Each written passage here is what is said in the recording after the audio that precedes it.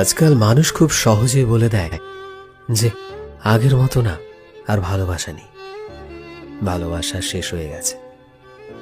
কারণ জানতে চাইলে খুব সহজেই বলে দেয় যে কেন জানি না, আজকাল আর ভালোবাসা আসে না।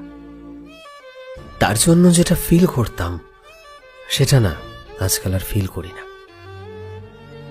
আসলে কি বলতো, ভালোবাসা আসলে কখনোই ছিল না।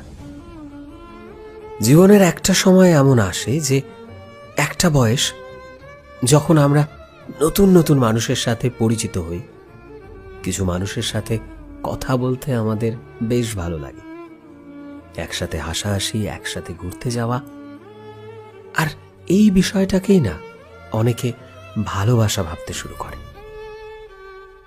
তারপর যখন মোহ কেটে যায়, আস্তে আস্তে সময় কাটতে থাকে, মানুষটাকে আর